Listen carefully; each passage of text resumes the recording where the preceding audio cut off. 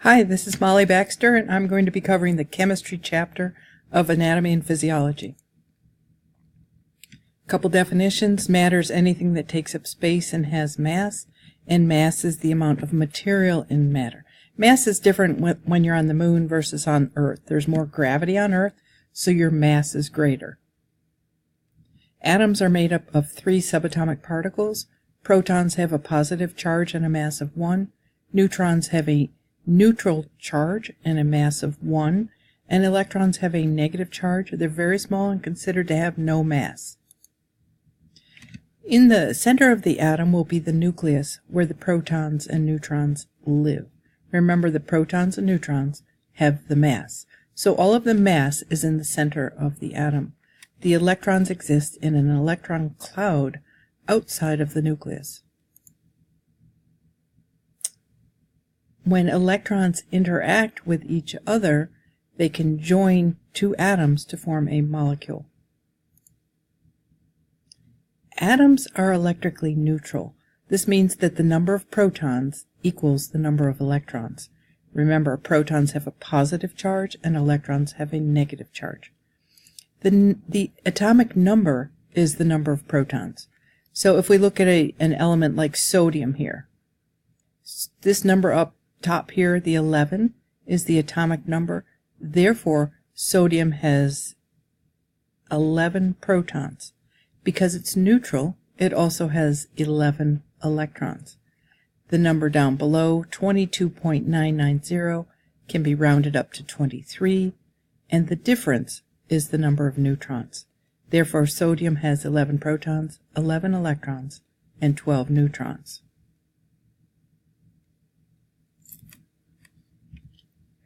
The mass number, that 23, is the number of protons and the number of neutrons. And the elements are all represented on this periodic table of the elements. It is all of the atoms with the same atomic number are of the same element. You know a lot of your elements already. You've heard of hydrogen, sodium, magnesium, potassium, calcium, manganese, iron, copper, silver, and gold. The electrons exist in a cloud around the nucleus. The electrons are negatively charged, and their attraction to the positively charged protons in the nucleus hold the atom together. Atoms in nature often have a different mass. Atoms of hydrogen all have 1 proton and 1 electron. However, isotopes exist, and isotopes means an isotope has a different number of neutrons in the nucleus. So the element hydrogen has a mass of 1 because it has 1 proton and 1 electron. Deuterium has 1 proton and 1 neutron in the nucleus, and tritium has 1 proton and 2 neutrons. Mass is expressed in atomic mass units or Daltons.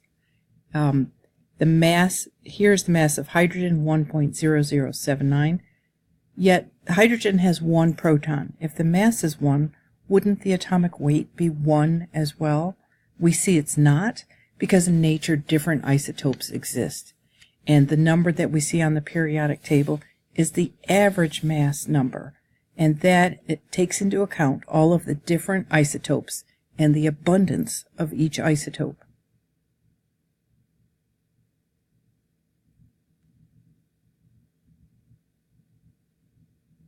Which of the following subatomic particles will vary in different isotopes of an element?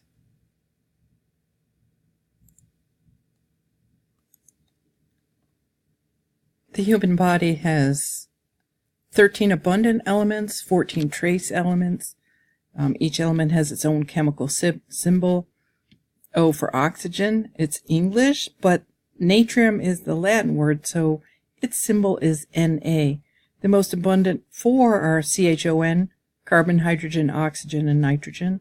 But we also have calcium, phosphorus, potassium, sodium, chlorine, magnesium, sulfur, and iron, and iodine. Trace elements are these here. You may know some of them. Many of them are metals.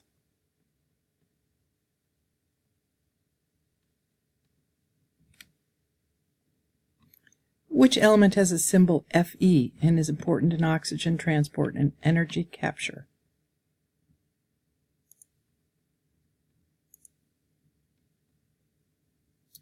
We know that our electrons exist in shells outside of the nucleus.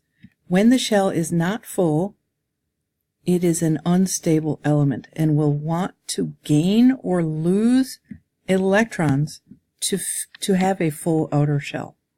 So you can see here on the left, this is a hydrogen atom. Hydrogen has one proton in the nucleus and one electron. It's extremely unstable.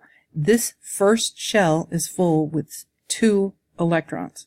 It only has one, which results in its instability.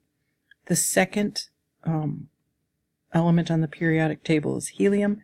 It has 2 protons and 2 electrons. This shell is full because the first level holds only 2 electrons. Helium's a very, very stable atom and tends not to form bonding with other elements.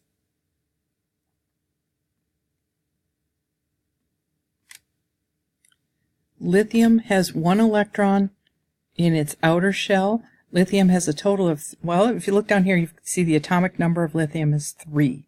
That means it has 3 protons and therefore 3 electrons. The 3 protons are in the nucleus. The 3 electrons are put into shells around the nucleus. The first shell is full with 2 electrons.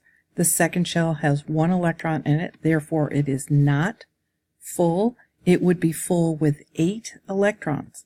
The first shell is full with 2, and all other shells are filled with 8.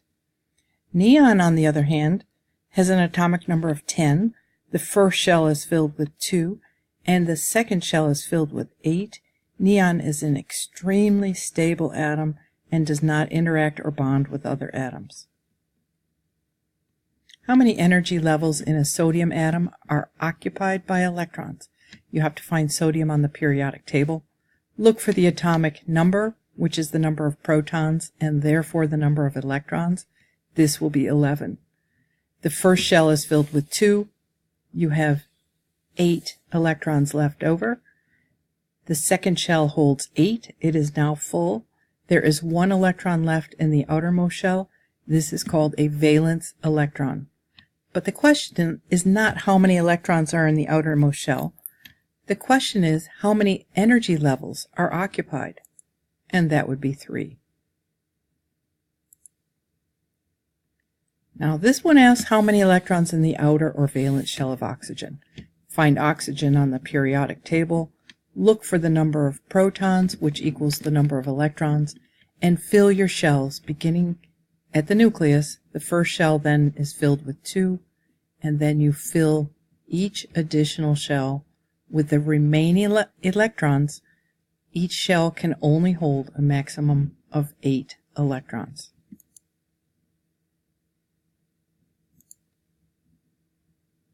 Gaining or losing an electron changes the charge of that electron. It becomes an ion. If an electron is lost, it becomes a cation, which is a positive ion. See the T there? It looks like a positive sign. Cations are positive ions. Anions, a negative ion, are negative ions. Gaining or losing electrons forms ions. Losing an electron loses a negative charge. Therefore, there are more positive charges. Gaining an electron increases the negative charges in that atom, making it a negative ion. Here's sodium. We're going to look at how sodium forms its ion. Here's our atom right off the periodic table. It has an atomic number of 11. Therefore, it has 11 protons, therefore 11 electrons. We place those electrons. The first shell is filled with 2. The second shell is filled with 8. There's 1 remaining electron, the valence electron, in the outermost shell. This is an unstable atom, and it's so much easier to lose this single electron than it is to gain 7. So sodium always loses that negative electron. Once that electron's gone, that shell basically disappears. And what remains is this second shell, which is full. This is the ion with a positive charge, and it's very stable. Chlorine is a little bit different. Its outer shell has 7 electrons. Therefore, it's much easier to gain an electron. Once it gains that electron, that outer shell is full, and it's quite stable. Because it's gained an electron, it has become a negative ion. Chemical bonding creates molecules, that is with covalent bonds, or compounds with ionic bonds. Ionic bonds involve the transfer of an electron from one atom to another. In the case of sodium and chlorine, sodium has 1 valence electron, chlorine has 7. This 1 valence electron is transferred to chlorine. Now sodium is stable as an ion, positive ion. Chlorine is stable as the negative chloride ion. They have equal and opposite charges, +1, -1. They're attracted together. These ions come together to form an ionic bond. These ionic compounds alternate the positive and negative charges, like salt here, alternating the larger chloride ion with the smaller sodium ion. It forms a crystal, and that's what we see when we see these crystals. Covalent bonds are different. Covalent bonds share electrons. Hydrogen atoms, when they are produced in nature, do not exist individually. They are so highly reactive that they come together to form a hydrogen molecule. Well, as these two atoms come together, they begin to share electrons. And those 2 electrons that they're sharing become the covalent bond. So each hydrogen provides 1 electron for the bond. These 2 electrons are shared, and basically the 2 electrons are orbiting around both atoms.